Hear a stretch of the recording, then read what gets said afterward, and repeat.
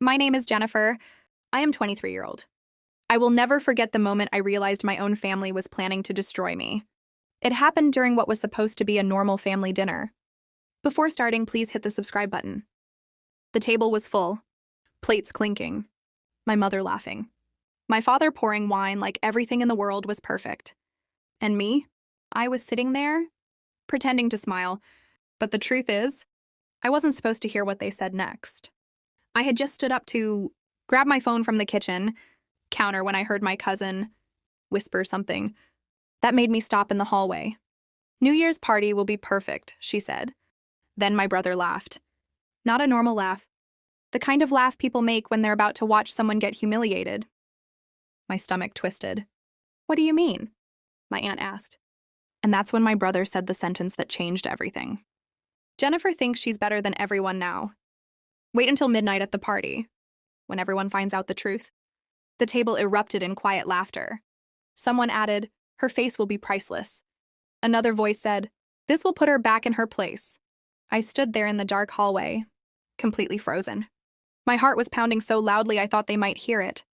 They were talking about me, my own family, planning something, planning to humiliate me in front of everyone on New Year's Eve. For a second, I felt that familiar feeling I had known my whole life. The feeling of being the unwanted one, the family disappointment. But then something changed inside me. Because while they were laughing, they didn't realize one thing. I had heard everything. And if they wanted a show at midnight, I was going to give them one. Just not the one they were expecting. There's one thing you should know about my family. It's this. They never really liked me. That might sound dramatic. But when you grow up in a house where every compliment goes to your brother, every celebration is about someone else, and every mistake somehow becomes your fault, you start noticing patterns. My older brother, Daniel, was the golden child. Straight A's, star athlete. The kind of son my parents proudly talked about to every neighbor, every relative, every stranger at the grocery store. "Daniel is going to do amazing things," my mother would always say. Meanwhile, when people asked about me, she would smile politely and say something like, "Jennifer is still figuring things out. Still figuring things out." I heard that phrase my entire life. When I chose art instead of business school, when I moved into a small apartment downtown, when I started working freelance instead of getting a stable corporate job like Daniel. To them, everything about me was a mistake. And honestly, for a long time, I believed them. That's why I almost didn't go to the family dinner that night. My mother had invited everyone, aunts, cousins, grandparents. Apparently, it was the official planning dinner for our family's big New Year's party. My parents hosted it every year. Huge house, fancy decorations, important guests, business partners, friends. It was always a big deal. And every year, I felt like a guest in my own family. But that night, I decided to go. Mostly because my mom had called me 3 times that week saying, "Jennifer, people are asking why you never come anymore." Which really meant, people are starting to notice something is wrong. So I showed up. The moment I walked into the house, the smell of roasted chicken and wine filled the air. My aunt hugged me. My cousin waved from the couch. My father gave me a quick nod before going back to discussing investments with my uncle. And Daniel? He barely looked up from his phone. Same as always. Dinner started normally. Small talk. Laughter. My cousin talking about her new job. My aunt bragging about her son's college acceptance. Then eventually, like always, the conversation turned to Daniel. "Did you tell everyone about the promotion?" My mother asked him proudly. Daniel leaned back in his chair with that confident smile he always had. "Yeah, I'm officially the youngest manager in the company now." Everyone started clapping. My mom looked like she might cry from pride. "That's my son," she said. Then, as if remembering something, she turned to me. "And Jennifer, how is your little art thing going?" "Little art thing?" I forced a smile. "It's going well." Daniel smirked. "Still drawing pictures for people online?" My cousin giggled. I felt my cheeks burn. "It's design work," I said quietly. Daniel shrugged. "Well, at least it keeps you busy." The table laughed softly. And that was the moment I felt it again. That familiar feeling. The one where I suddenly felt 10 years old again. Small. Unimportant. But I stayed quiet. Because arguing never changed anything. Dinner continued. Wine glasses refilled. More laughter. Eventually, people started moving around the house. Some went to the living room. Others stepped outside to the patio. And that's when I stood up to grab my phone from the kitchen counter. I wasn't planning to listen. I swear I wasn't. But as I walked back toward the dining room, I heard Daniel's voice. Lower now. Quieter. Like he didn't want everyone to hear. New Year's party is going to be interesting this year. Someone asked, why? And that's when I stopped walking. Because Daniel laughed. That slow, cruel laugh I had heard 100 times growing up. Well, Jennifer thinks she's doing great now, he said. But wait until midnight. My heart started beating faster. Another voice asked, what are you planning? Daniel leaned closer to the table. And that's when he said the words that made my blood run cold. Let's just say, by midnight, everyone at the party will know exactly who Jennifer really is. The table erupted into quiet laughter. My cousin asked, oh my God, are you really going to do it? Daniel grinned. Trust me, he said. Her face is going to be unforgettable. I stood there in the hallway, completely frozen, because in that moment, I realized something. My family wasn't just mocking me anymore. They were planning something big, something humiliating, something they wanted to do in front of everyone at the New Year's party. And for the first time in my life, I didn't feel hurt. I didn't feel sad. I felt something else, something colder. Because if they wanted to turn New Year's Eve into a show, then I would make sure it became one. Just not the way they planned. The plan they thought I'd never discover. I didn't move from the hallway for a long time. My back was against the wall. My hands were cold. Inside the dining room, my family was still laughing like nothing had happened. Like they hadn't just planned to destroy me. For a moment, the old Jennifer almost came back. The girl who would quietly leave the house, go back to her apartment, cry a little, and pretend none of it mattered. But something inside me had changed. Because this time, I had heard everything, and I wasn't going to run away. Slowly, I stepped closer to the doorway again, careful not to make any noise. My cousin Lily was leaning forward on the table, clearly excited. Daniel, come on, she said. Tell us exactly how you're going to do it. Daniel took a sip of wine like he was enjoying the suspense. You'll see, he said. My aunt laughed. Oh, please. Don't be dramatic. Daniel lowered his voice. We're going to show everyone her little secret. My stomach twisted. Secret? What secret? Lily's eyes widened. You mean the thing you told me about? Daniel smirked. Exactly. Another round of laughter filled the room. Then my uncle asked the question that made my heart stop. But how are you going to show it to everyone? Daniel leaned back in his chair, clearly proud of himself. Simple, he said. At midnight, when everyone gathers for the countdown, we'll play a special video. A video? My mind started racing. What video? Lily asked. Daniel shrugged casually. The one that shows what Jennifer has really been doing online. More laughter. Someone said, oh my God, that's brutal. Another voice added, she'll die of embarrassment. My chest felt tight, but I forced myself to stay calm. Because I still didn't understand.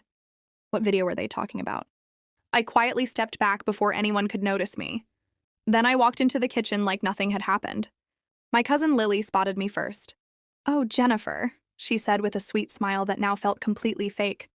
We thought you left. I forced a smile. No, just grabbing my phone. Daniel looked at me for a second. And something about his expression made my skin crawl. He looked excited. Like he already knew something I didn't.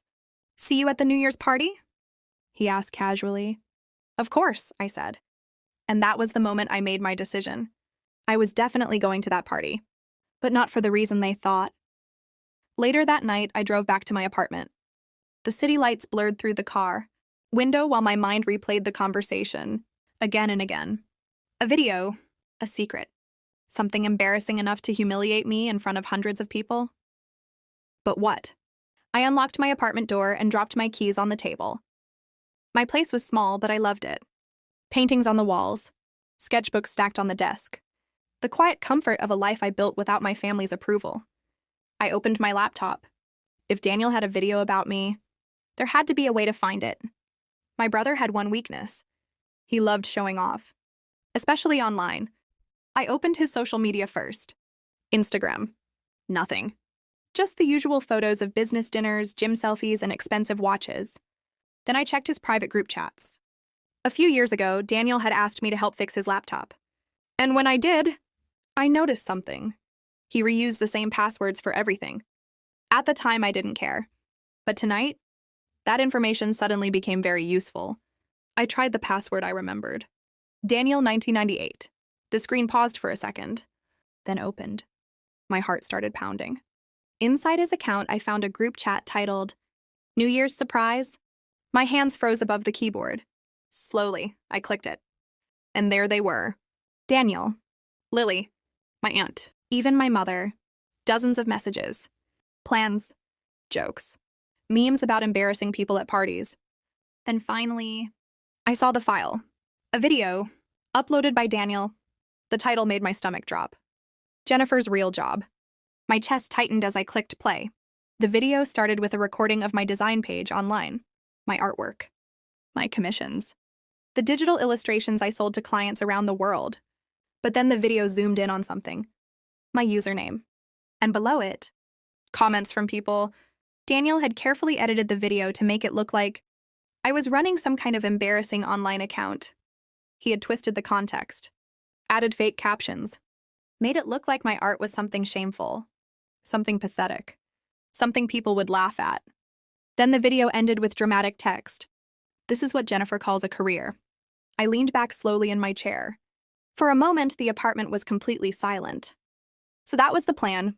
At midnight, in front of all their friends, their business partners, their important guests, Daniel was going to show that video and turn my life's work into a joke.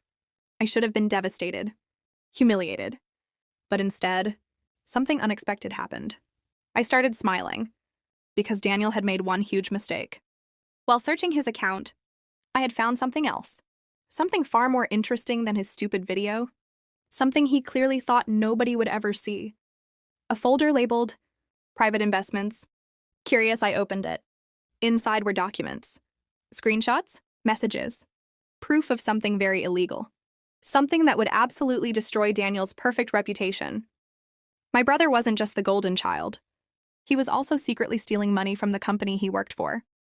Large amounts. Enough to ruin his career forever. I stared at the screen for a long time. Then I whispered quietly to myself, So that's your game, Daniel. Outside my apartment window, fireworks from an early celebration exploded in the distance. New Year's was only a few days away. And suddenly, I had the perfect idea. If Daniel wanted to play a video at midnight, then I would let him. In fact, I would make sure everyone saw it, just not the one he prepared.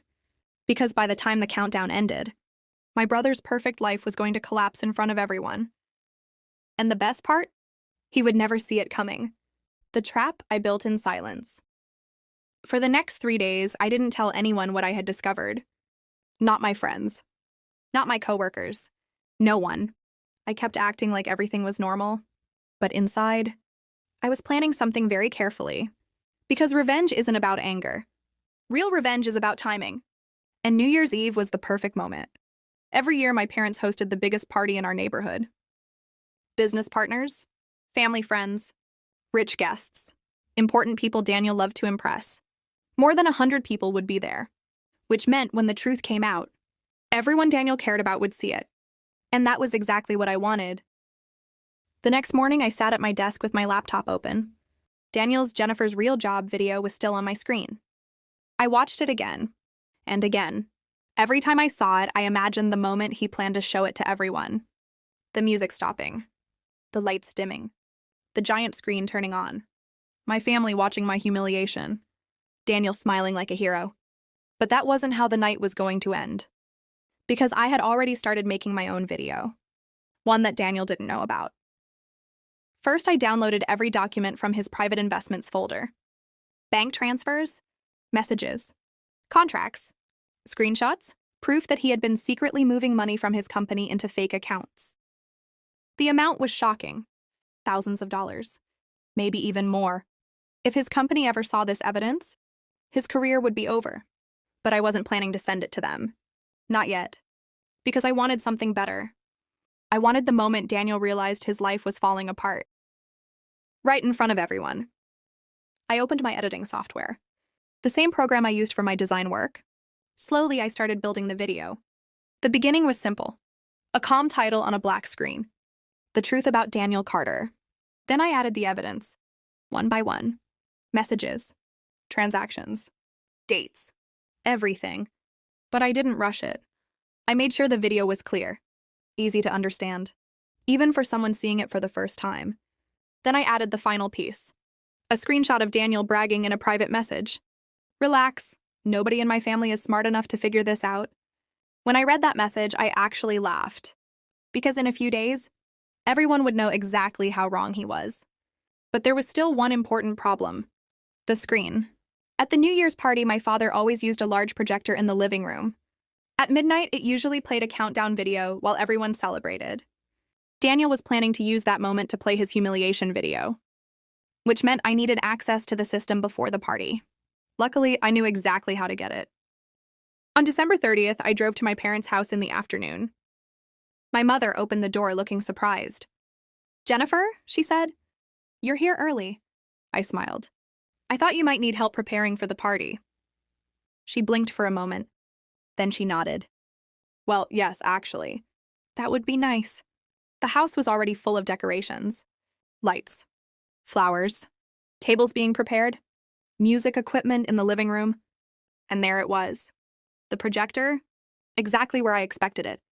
Daniel was sitting on the couch with his laptop, testing something. Probably his video. He looked up when he saw me. "Oh, wow," he said sarcastically. "Look who decided to participate this year."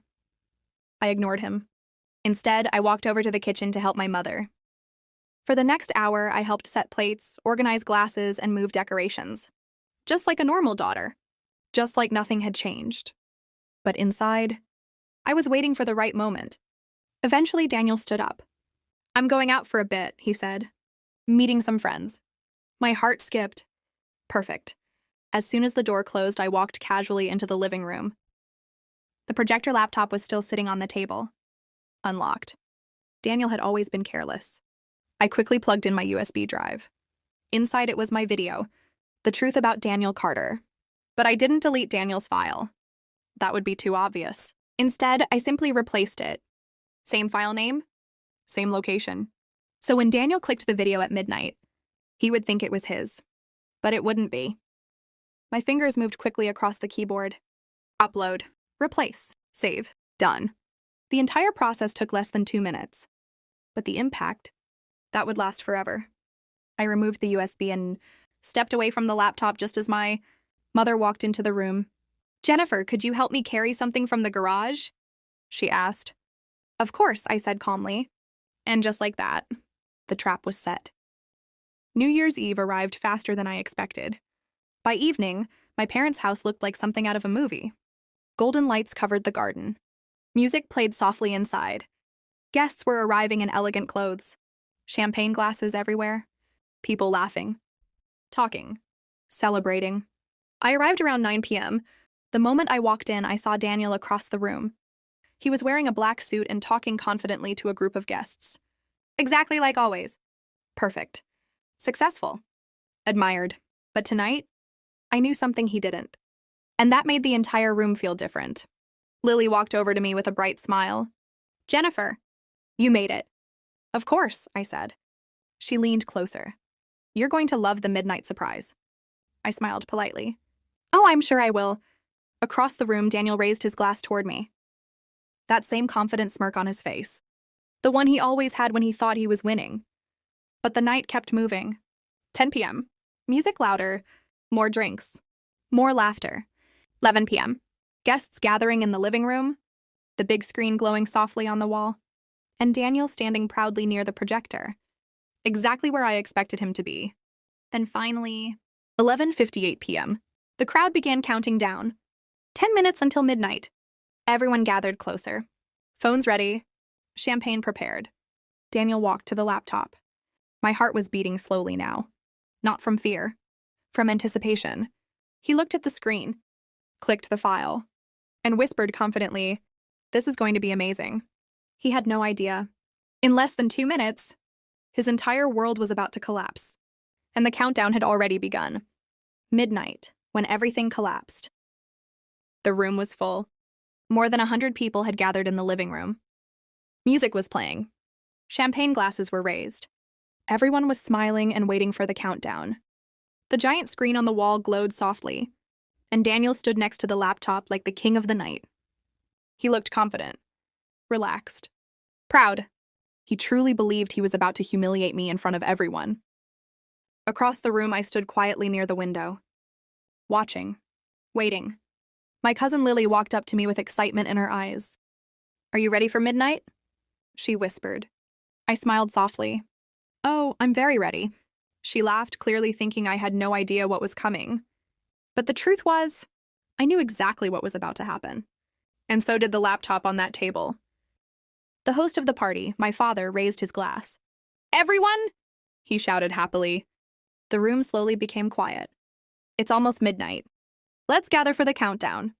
Guests moved closer to the screen. Phones came out. People stood shoulder to shoulder. Daniel looked around proudly. Then he leaned toward the laptop. I saw his finger move across the keyboard. Click. The video started. But it wasn't the video he expected. The screen turned black. Then white letters slowly appeared.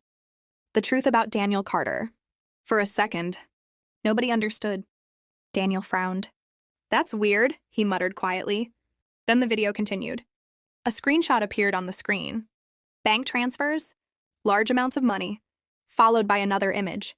A private message from Daniel's account. Another document, another transfer, another message. The room became silent, completely silent. Guests looked at the screen, then at Daniel. Confusion spread across the room.